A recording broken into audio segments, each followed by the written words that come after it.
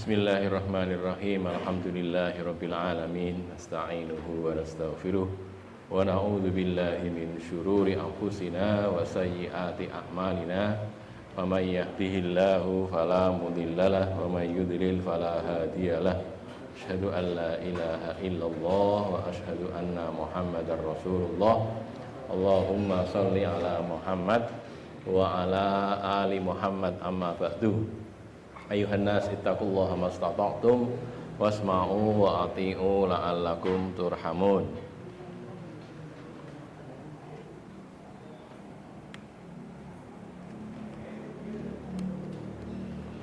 Bapak-bapak, ibu-ibu, saudara-saudara sekalian yang dimuliakan Allah Subhanahu wa taala, kita mulai kajian kita tentang mudah mengamalkan sunnah seri yang kedua B.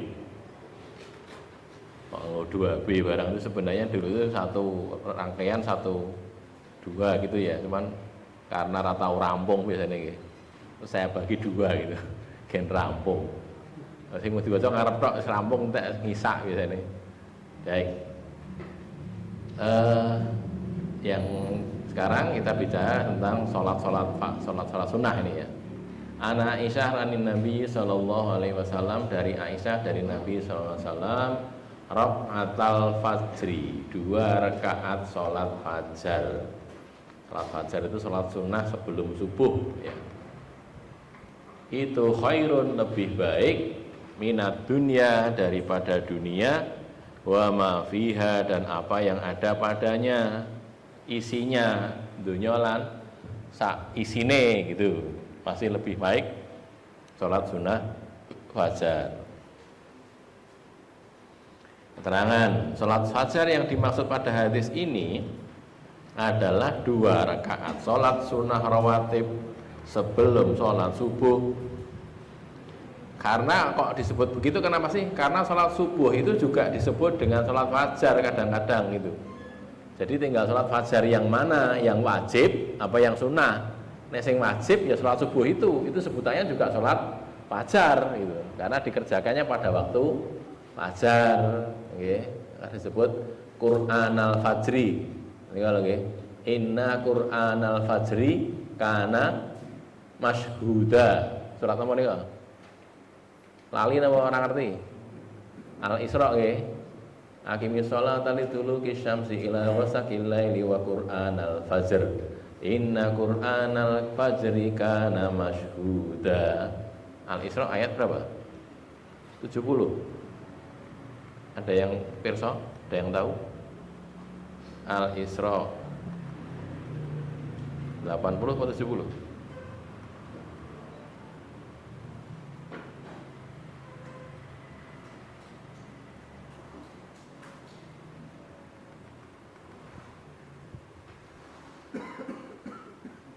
Ini ya, 78. Surat Al-Isra surat yang ke-17 ayat ke-78. Aqimis sholata liduluki syamsi ila ghasaqil laili wa Qur'anal Fajr. Ini karena ada kata-kata Qur'anal Fajr. Ini maksudnya sholat subuh. Qur'anal Fajr itu kok masyhuda, kok disaksikan, maksudnya dihadiri oleh para malaikat gitu. Karena malaikat itu kalau shift siang dan shift malam, malaikat itu jaganya shift-shiftan gitu loh. Kalau shift siang itu mulainya menjaga sejak subuh nanti sampai asar gitu. Shift malam dari asar sampai subuh gitu. Lah kok ngerti? Hadisnya ada misalnya. Rasul ngendika gitu. Malaikat itu bergantian menjaga orang manusia, mencatat amal manusia, menjaga itu dalam sehari 2 shift. Kalau pagi mulainya sholat subuh nanti sampai asar. Kemudian sore mulainya asar sampai subuh. Maka sholat asar dan sholat subuh itu dihadiri oleh 2 malaikat tadi. 2 jenis malaikat ya, bukan 2 malaikat. Sing malaikat siang ya hadir, malaikat malam ya hadir. Nah gitu loh, maka dikatakan Qur'anal Fajri kana masyhuda. Baik, balik lagi nggih. Amalan yang lebih baik daripada dunia seisinya itu tidak hanya sholat sunnah fajar, tetapi sejumlah amalan atau karakter yang lainnya. Nanti ada la ghadwatun wa rauhatun fi sabilillah khairun minad dunya wa ma fiha. sepagi dan sesore ya, di jalan Allah itu lebih baik daripada dunia dan seisinya. Kan gitu toh. Dah gitu. La maudhi'u sautin fi sabilillah. Maaf. La maudhi'u sautin fil jannah khairun minad dunya wa ma fiha. Wadah pecut itu loh. Bukan pecutnya ya, bukan cemetinya, wadahnya saja. Jadi kalau orang zaman dulu kalau bawa pecut itu nggih, itu disandake teng napa? Teng tembok gitu loh. Lah cantelane itu di jannah sana itu khairun minad dunya wa ma fiha, lebih baik daripada dunia dan seisinya gitu. Nah, sekarang ngopo kok luwih apik iki mergane apa? Soalnya sholat itu tadi kalau dilakukan lillahi ta'ala ganjarannya gede gitu loh maksudnya. Syabilillah tadi sepagi dan sesore di jalan Allah itu juga pahalanya besar, sedangkan pahala itu melebihi dunia dan seisinya. Ngoten nggih. Makanya kita niku jane awake dhewe niki sak marat-marate awake dhewe niki sugih jane nek akeh amale ngoten lho nggih. Ini sok ben nang akhirat, ampun ditagih sakniki. Lah pundi? Lah kula mboten iso no. Wong sing maringi Gusti Allah sanes kula ana tentu nggih, tapi di akhirat nanti yen gelem amal, yen gelem ngamal, tur nen ikhlas krana Allah. Dah nggih? Ada pertanyaan dulu? Tidak ada? Lanjut. An Abi Hurairah radhiyallahu anhu anna Rasulullah sallallahu alaihi wasallam qala. Dari Abu Hurairah bahwasanya Rasulullah bersabda, yanzilu rabbuna, yanzilu turun. Siapa yang turun? Rabbuna, Tuhan kita, Rabb kita, Allah maksudnya. Tabaraka wa ta'ala, yang maha berkah dan maha tinggi. Allah itu turun kula lailatin, setiap malam, saben bengi, ilas sama dunia, ke langit dunia, ke as-sama dunia, langit dunia. Kapan itu? Hina yabqa sulusul lailil akhir. Hina ketika yabqa tersisa, masih tersisa sulusul lail sepertiga, sulus itu sepertiga, al-lail malam, al-akhir yang akhir. Ketika malam tinggal sepertiganya, nah itu ya sepertiga yang akhir. Yaqulu, Allah berkalam, Allah berkata, man yad'uni fa astajiba lahu. Siapa yang berdoa kepadaku, fa astajiba lahu, lalu aku akan mengijabahi untuk dia, memperkenankan doanya. Siapa yang berdoa, tak perkenankan doanya. Man yas'aluni, siapa yang meminta kepadaku, sa'ala itu ya minta, fa'u'tiyahu, maka aku akan memberikan kepada dia, memberikan permintaannya. Man yastaghfiruni, siapa yang minta ampun kepadaku, fa'aghfir lahu, maka aku akan mengampuni dia. Siapa berdoa tak kabulkan doanya, siapa yang minta saya berikan permintaannya, siapa yang memohon ampun aku ampuni dia. Terangan dulu ya. Turunnya Allah itu bila kaifa, tanpa pertanyaan bagaimana. Allah kok turun ki piye to?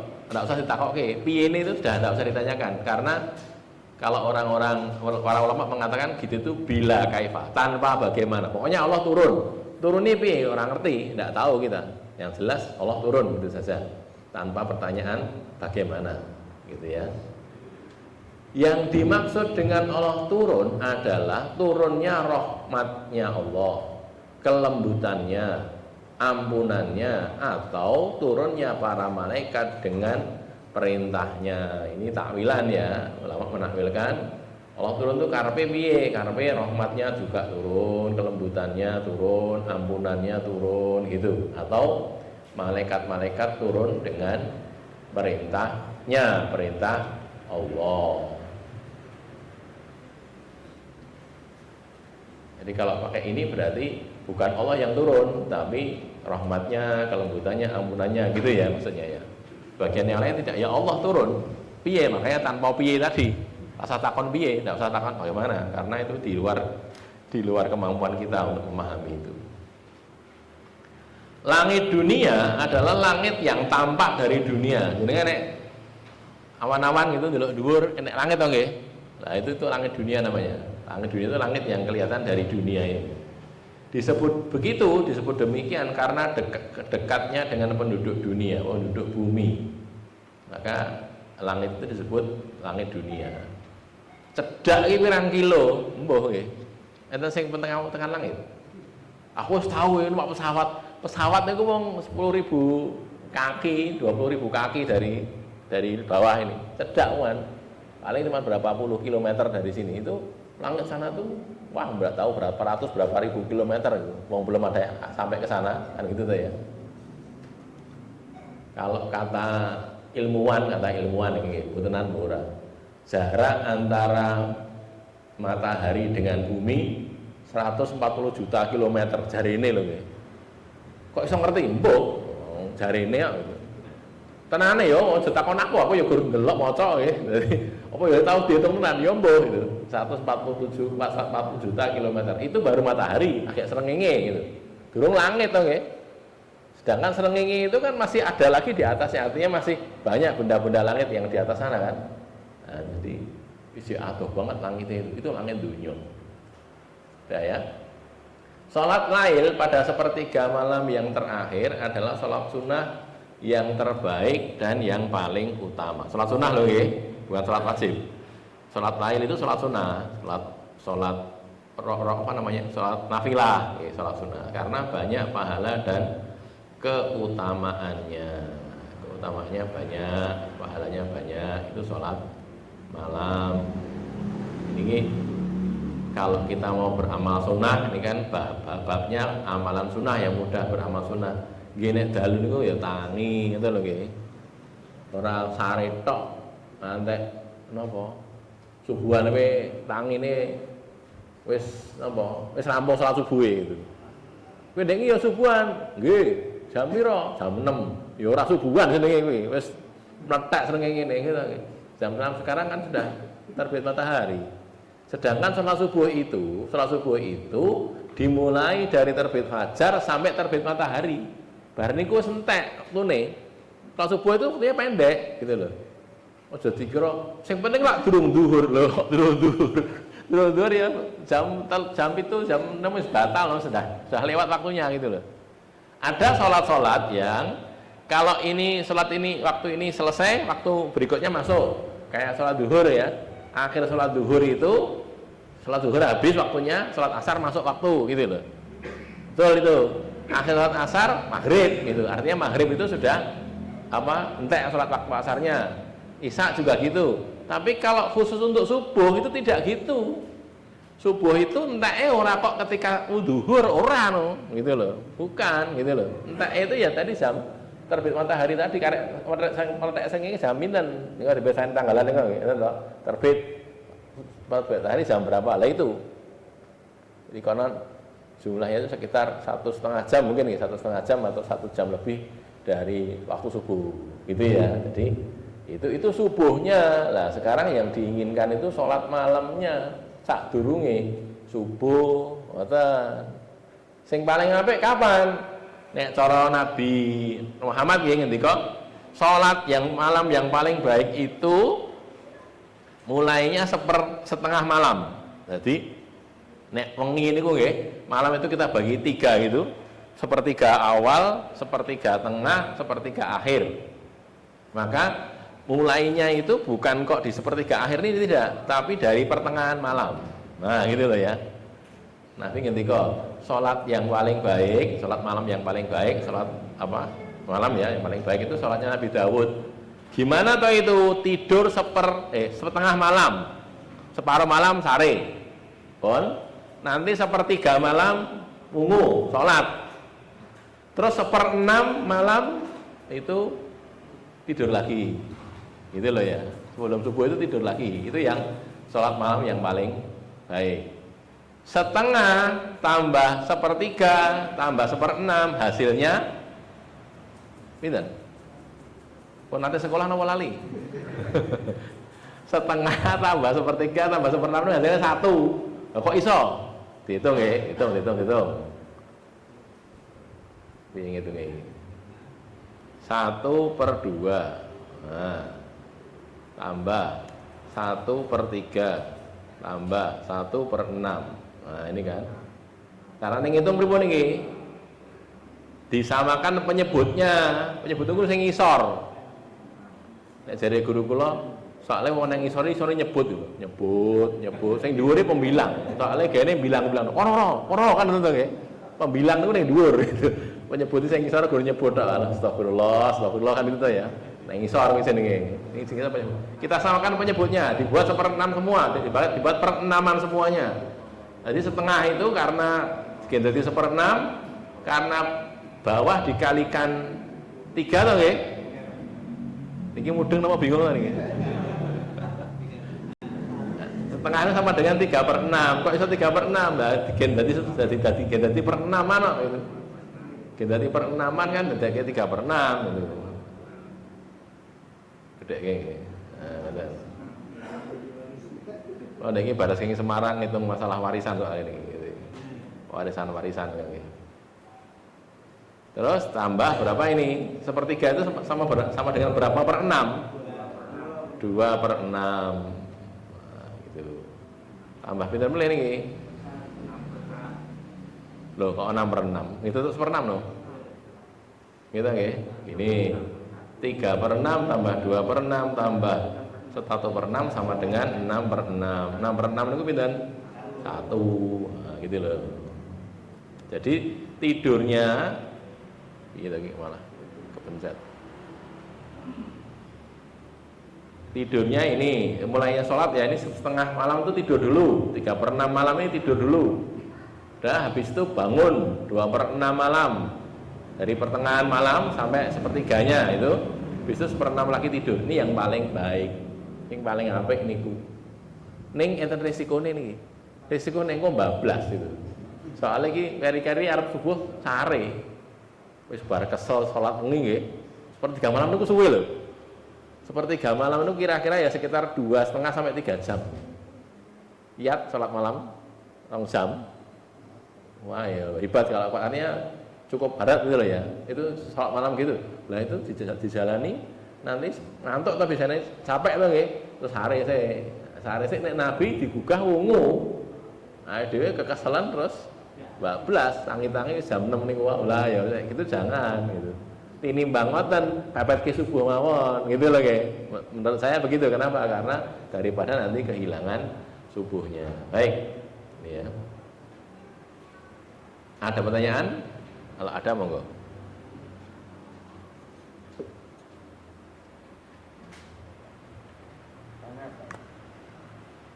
Kalau sholat sebelum subuh itu kan dua rakaat sebelum subuh. Tapi kalau kita di masjid kan tahiyatul masjid, apakah masih rakaat saja lagi? Oh gini ya, sholat ditanyakan sholat 2 rakaat sebelum subuh itu nanti kalau ke masjid kita masih sholat tahiyatul masjid lagi apa enggak? Iya, jawabannya iya. Jadi kalau sholat napa niki fajar itu, sholat sunnah fajar itu yang paling baik di rumah, gitu nggih. Sholat sunnah itu paling baik di rumah. Dalilnya afdalu sholatil mar'i fi baitihi illal maktubah. Hadis Nabi nggih. Sebaik-baik sholat seseorang itu di rumahnya kecuali sholat wajib maktubah. Maktubah di masjid. Jadi jenengan sholat fajar dulu di rumah, nanti tindak masjid. Nek masjid sing ngenteni nggih sholat sik tahiyatul masjid gitu. Sholat tahiyatul ngenteni. Atau kalau enggak sholat tahiyatul masjid itu diniatkan fajar ya bisa, artinya enggak sholat dulu di rumah. Memang pas itikaf barangkali nggih, itikaf nang masjid, terus azan subuh, saiki sholat tahiyatul masjid sekaligus sholat fajar. Jadi siji didobelke niate, boleh gitu. Jadi saya ngikuti ulama yang mengatakan boleh satu amalan diniati double itu boleh. Asal pada sunnah nggih. Sunnah dan sunnah itu boleh. Ada lagi? Tidak ada nggih, lanjut ya. Berikutnya an Abdillah bin Salam, dari Abdullah bin Salam qala Rasulullah sallallahu alaihi wasallam Rasul bersabda, ya ayyuhan nas, para menungso. Nah dhewe nggih, dulur-dulur gitu ya. Lur, piye lur? Afsus salam, sebarkanlah salam. Ketemu wong ngoten niku salam, assalamualaikum. Waalaikumsalam. Assalamualaikum warahmatullahi wabarakatuh. Gitu loh, sebarkan salam. Wa at'imut ta'am, dan berikanlah makanan. At'imu berilah makan, atau ama makanan. Double ya. At'imut ta'am, berikan makanan. Kepada siapa? Siapa saja yang butuh, kasih makanan. Wa shollu, dan sholatlah kalian. Wan nasu niyam, sedangkan orang-orang itu sedang tidur. Sholato nalikane wong sik do bubuk, sik do turu. Salat bengi maksudnya nggih, salat malam. Tadkhulunal jannata bisalam. Nanti kalian akan masuk jannah dengan selamat. Kalau kalian mau menyebarkan salam, memberikan makanan, sholat malam ketika orang sedang tidur, maka nanti kalian masuk jannah dengan salam, dengan selamat.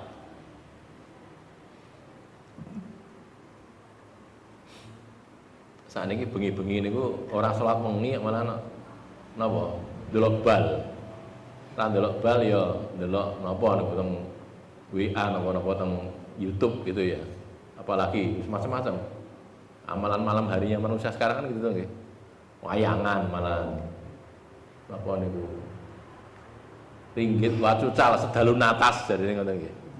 Pirsa mboten ringgit wacucal niku napa? Wayang kulit niku lho. Sedalu atas sewengi suntuk, semalam suntuk gitu. Wit bengi, jam 09.00 nganti subuh gitu. Itu kuat wayangan gitu. Nah, terus itu yang kelakuan orang-orang sekarang. Nah, kita jangan gitu nggih, ampun. Cedak-cedak enten acara sendang-sendang barang niku nggih. Jangan ikut-ikutan. Kita sudah menyatakan dari dulu atau enggak, kita enggak ikut-ikutan bahwa acara-acara begitu. Kemusyrikan gitu. Tidak akan kita bubarkan, mboten, kita tidak bikin kekerasan, tapi kita sampaikan ngoten niku renek gunane, mandorote gede, gitu nggih. Manfaatnya ndak ada, mungkin manfaatnya mungkin ada. Ekonomi nggih, manfaat ekonomi, tapi mandorotnya lebih besar. Aja dilakoni kaya ngoten niku, gitu lho nggih. Sampaikan kepada saudara-saudara kita, sampaikan dengan cara yang baik. Nah, gitu. Udah ya. Salat malam adalah amalan sunnah yang menghantarkan pengamalnya ke surga. Berarti ya, solu wan nasu niyam, ketika orang-orang sedang tidur. Kapan wi? Oh, salat malam tadi maksudnya. Kalau orang tidur kan bengi. Praktek menyebarkan salam itu mengucapkan kepada siapapun muslimin, muslimat yang kenal maupun yang tidak dikenal pribadinya. Kok maksudnya gimana? Ora dikenal ki asmane sapa ora kenal, ning ketok nek ki wong Islam gitu loh. Misalnya nggih teng masjid, begitu loh, ketemu neng masjid, ora kenal, assalamualaikum, gitu. Assalamualaikum, gitu, disalami gitu loh. Itu namanya menyebarkan salam. Hanya kepada orang yang dikenal saja, berarti bukan menyebarkan salam nek itu. Aku ora kenal, neng kan ketok nek ki wong Islam, sarungan, nganggo kopiah, nganggo kelambi baju takwa gitu, nek putri nggih nganggo jilbab kan itu tuh ya. Nah, itu berarti kan orang Islam. Nah, kita salami. Itu tidak harus kenal. Salam yang dimaksud adalah ucapan assalamualaikum atau lengkapnya assalamualaikum warahmatullahi wabarakatuh. Salamnya itu orang salam ya, bukan gitu loh nggih.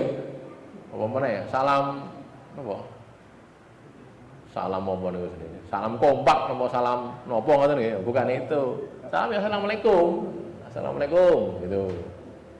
Itu yang dimaksud di sini adalah seperti itu, ya, bukan yang lainnya.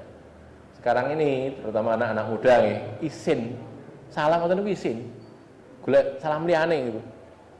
Nanti salam niku isin, sok ketok wong Islam loh, ketok ayo wong Islam malah isin gitu, piye nggih, kualik nggih. Itu ditunjukkan kami orang Islam, ucapkan salam, assalamualaikum, waalaikumsalam, wah gitu loh. Dulu, ada sahabat namanya Ibnu Umar, Abdullah bin Umar. Niku untuk menyebarkan salam itu nganti teng pasar. Teng pasar, mlebu teng pasar karena ning pasar wong Islam kabeh to nggih, teng Madinah wong Islam kabeh. Dek teng pasar niku Ora Arab tuku, ora Arab dodolan, Arab menyebarkan salam, subhanallah. Sampai dia ditemani oleh seorang lagi, ya, seorang sahabat lainnya tuh datangi, ayo kita ke pasar, baik dikancani Abdullah bin Umar dikancani di situ ketemu orang, assalamualaikum, salam gitu, salam pada orang-orang pasar itu, terus betuneh gitu, ditanyai, lho kowe mau ki ngopo to? Kowe mau arep tuku? Ora, arep dodol ora, lah arep golek barang, oh ya ora, lah ngopo arep salam, subhanallah gitu. Jadi menyebarkan salam itu sampai seperti itu, gitu loh. Yo kita tidak harus gitu, nggih, ndak diarani wong ora waras ya gitu. Tapi maksudnya jangan malu sebarkan salam itu. Assalamualaikum, waalaikumsalam, gitu loh ya. Ketemu kancane, assalamualaikum, gitu. Jangan usah. Niki ada lagi. Jadi kadang-kadang orang itu tidak salam tapi mungkin ini loh, apa? Melambaikan tangan itu, dada apa jenenge. Padahal dada niku nek kita nggih. Niki tangan jenenge ora dada. Ngoten niki terus ana ya ngoten. Lah ngoten niku asalnya kebiasaan gitu itu malah kebiasaan orang Nasrani. Kebiasaan salam dengan melempar dengan menggerakkan tangan. Jadi salam tapi dengan itu gitu, tidak dia ucapkan gitu loh ya. Lain kalau memang keadaannya jauh butuh kode gitu ya. Lain itu kan kode. Kalau salam dekat dengar sampaikan salam. Krungu to nggih salam gitu. Itu ya. Jadi mengucapkan salam itu seperti itu ya. Dah ya. Memberi makanan adalah amalan sunnah yang utama, lebih-lebih bila yang diberi makan adalah orang yang kelaparan. Nah, ini sudah kita di Gaza sana ya, di Gaza sana.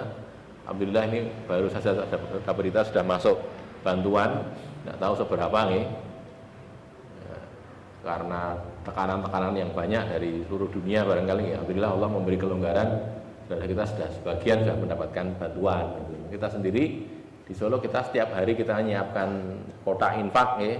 Sopo yang dalam infak itu nanti kita kirimkan ke sana. Kalau kita biasanya melalui Mercy, Medical Emergency Rescue Committee itu, dokter-dokter yang di sini, di sana, termasuk yang bangun rumah sakit Indonesia dulu kan, itu juga urunan usaha Indonesia nih. Nah ini mesti dibom lah nih, dibom oleh Israel. Direkturnya sudah mati juga, dibunuh jadi syahid juga. Walaupun masih ada bangunan yang tersisa masih ada, tapi sudah banyak yang hancur. Nah di situ ya kita melalui itu selama ini kirim berapa ratus juta kirim sana gitu. Enaknya kayak dikumpulke jumlah piro wes semene kirimkan sana gitu ya. Nanti cari lagi tiap hari.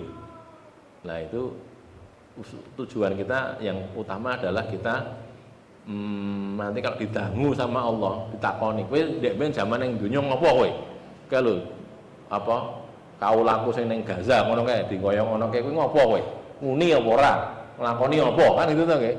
Lan nek dhewe ampun lali ndongake minimal ndonga itu penting itu gitu nggih. Ndongake itu ada kita di sana tuh didoakan dalam doa-doa kita sertakan mereka, sebut nama-nama mereka ya orang-orang Palestina sana ya Allah bantulah mereka ya Allah gitu, dongake gitu ya, jangan berhenti berdoa. Niku lho di akhir malam ya ketika Rasul ya Allah berkata man yas'aluni fa utiyahu, itu tadi kan siapa yang minta tak kasih. Nah saiki ndonga akhir malam nggih dongake itu bisa bantu gitu ya, dan yang lain-lainnya. Nah ini kalau yang dikasih orang yang kelaparan itu subhanallah manfaatnya gede itu. Mulak nen, wong bukani wong liya niku ganjarane gede. Soalnya mesti luwe kok. Gitu nggih. Enten sing poso ora luwe. Mestine nggih luwe ta nggih. Anggo luwe, wong poso ya jenenge ramah sedina nggih. Maka memberi makanan orang yang berbuka puasa pahalanya besar karena orangnya lapar. Demikian juga kena orang-orang yang memang tidak makan. Karena ora duwe makanan nggih, tidak punya makanan yang dimakan. Akhirnya mereka bukan puasa sengaja puasa, jane ra poso, ning ora sing iso dimaem. Gitu ya, jadinya terpaksa puasa. Lah itu beri makanan seperti itu lebih utama. Yang terakhir kalau ada pertanyaan, kalau ada monggo silakan. Beberapa di Al-Qur'an itu ada salam yang bermacam-macam itu. Gimana hukumnya kalau salamnya macam-macam itu kita boleh bersalam juga? Ditanyakan tentang salam yang macam-macam, ada salam ini salam itu tidak benar, salah itu. Kita kalau salam itu, kalau yang kita hadapi itu orang Islam dan orang Kristen, orang-orang non-Islam, asal ada orang Islamnya, salamnya tetap assalamualaikum, assalamualaikum warahmatullahi wabarakatuh, gitu, tetap sama. Tapi kita niatnya sing disalami sing Islam tok, gitu loh. Kalau salam kepada orang non muslim itu kalau cara Nabi bunyinya assalamu ala manit taba'al huda, gitu loh. Salam untuk orang yang mau mengikuti petunjuk, gitu. Nabi nulis surat, bukan Nabi tidak bisa nulis, nyuruh orang supaya nulis surat beliau pada para raja. Awalnya itu bunyinya gitu, min Muhammadin Rasulillah ila siapa gitu ya. Terus assalamu ala manit taba'al huda. Salam untuk orang yang mau mengikuti petunjuk. Nah, gitu. Jadi kalau kita pidato atau datang pada satu wilayah, satu komunitas itu wong Kristen kabeh gitu. Atau wong Tionghoa kabeh, wong apa jenenge? Tionghoa niku basa anune apa? Konghucu kabeh gitu. Salamnya assalamu ala manit taba'al huda gitu. Jangan assalamualaikum. Nah, itu nggak salam kan? Enggak, jangan. Salam itu dalam Islam ibadah gitu. Makanya tidak dicampur-campur gitu. Aku salam iki wong salam Laos barang gitu ya. Enak salam Laos napa meneh niku. Kencur lah, itu jangan dicampur-campur gitu. Assalamualaikum warahmatullahi wabarakatuh. Assalamualaikum gitu saja. Gitu nggih. Jangan dicampur-campur itu karena itu masalah ibadah. Lah niku kok ngoten? Nah, berarti dereng pirsa mawon. Kalau kersa diaturi, jangan begitu Pak. Salam satu saja Pak. Ada lagi? Monggo. Kadang-kadang sekarang itu orang non muslim itu juga kalau mau pidato juga pakai salam, ya. Kalau orang kita tahu dia orang non muslim, orang Kristen atau orang Katolik ya, tokoh muslim pakai salam itu jawabnya waalaikum saja. Tanpa salam, waalaikum gitu toh. Kok jawabmu ngono lah, kowe wong kafir. Kok ngono lah ya, memang begitu syariat kami begitu gitu loh. Itu kalau kita sampaikan dengan longgar, insya Allah mereka bisa terima. Tidak untuk ngelok-ngelok loh ya. Saya punya syariat, kamu punya syariat, kamu punya agama, aku punya agama. Tolong agama saya dihormati. Saya kalau kamu salami gitu, assalamualaikum warahmatullahi wabarakatuh. Sing salam kowe dudu wong Islam. Aku jawabnya mong waalaikum tok wis itu. Orang nganggo salam, waalaikum gitu saja. Gitu loh ya. Kok aku ngono aku dudine dianggap wong kafir lah, memang wong kafir aku ya. Bukan gitu ya. Memang bukan orang Islam kan. Kecuali kamu masuk Islam lah, tak jawab salam kamu waalaikumsalam warahmatullahi wabarakatuh. Gitu nih. Jadi sekali lagi bukan untuk perang nih mboten nggih, untuk menyampaikan kaidah agama kita itu seperti itu gitu loh. Sampaikan dengan lembut, tidak dengan kasar. Ada lagi? Terakhir nggih. An Abdillah radhiyallahu anhu qala dzukira indan Nabi sallallahu alaihi wasallam rajulun. Diceritakan kepada Nabi itu seorang laki-laki atau seorang tidak salah. Kadang-kadang rajul itu juga bisa bermakna perempuan ya, maksudnya orang. Terus dikatakan gini, mazalana iman hatta asbaha. Dia itu tidur terus sampai masuk waktu subuh. Ora tangi blas ngantek subuh. Maqama ila shalah, dia tidak berdiri untuk sholat. Pripun ya Rasulullah? Niku si fulan niku to, bubuk niku tidur tuh enggak bangun-bangun sampai subuh, enggak sholat dia gitu. Maksudnya enggak sholat malam atau sholat witir atau sholat apapun juga sampai subuh gitulah ya. Bahkan mungkin juga sholat subuhnya juga terganggu atau terlambat. Faqala, Rasul bersabda, balas syaitonu fi uduni. Setan tuh kencing di telinganya, udun, telinga. Orang yang tidur semalam suntuk tanpa bangun untuk sholat apapun, termasuk sholat subuh, adalah orang yang dikencingi telinganya oleh setan. Nah ini ya. Ini Nabi sing ngendika lho nggih. Bala syaitanu fi udunihi. Setan kencing di telinga itu maknanya satu, setan merusak dia. Atau dua, dia mematuhi setan, melu setan, kongkon turu gitu. Jadi dinina bubukkan gitu loh ya, turu neh wae gitu. Nanti tidur bablas. Terus yang ketiga, setan meremehkan dia dan merasa tinggi, mendominasi dia. Nah, meremehkan dia, merasa menang karo kuwi mau, kalau di konturu gelem berarti setannya menang. Gitu ya. Terus yang keempat, setan menang, mengalahkan dia dan menundukkan dia. Balas setan itu artinya begitu ya. Walaupun begitu, sebagian ulama memaknainya secara zahir, yakni setan benar-benar kencing di telinganya. Kenapa? Karena telinga adalah indera pemusatan perhatian. Ini juga penting. Awake dhewe nggih, meripat kalih kuping niku lebih akurat yang mana? Telinga apa mata? Ada yang bisa jawab? Telinga dan mata itu lebih akurat mana? Lebih akurat telinga. Kenapa? Karena kita dengar suara iki kok ngendi-endi padha suarane itu. Nek ndelok barang beda-beda to nggih. Sik pundi? Ha niki nggih. Niki nek kula adep ngeten. Jenengan ndeloke kan bentuke ngeten. Nek ngeten kan beda to nggih. Saking mriku lho nggih. Kan beda itu. Nek kene gepeng, nek kene kita rada ombo gitu kan. Padahal bendanya kan satu kan. Atau gini, benda gini. Kita lihat dari sini, kita lihat dari belakang, lihat dari sini kan beda, dari atas beda bentuknya kan. Tapi kalau suara, podo gitu. Bersuara Allahu Akbar misalnya gitu ya. Dengarkan dari mana-mana asal krungu wae, ya podo suarane. Kan gitu toh. Maka telinga itu lebih kuat daripada mata. Gitu.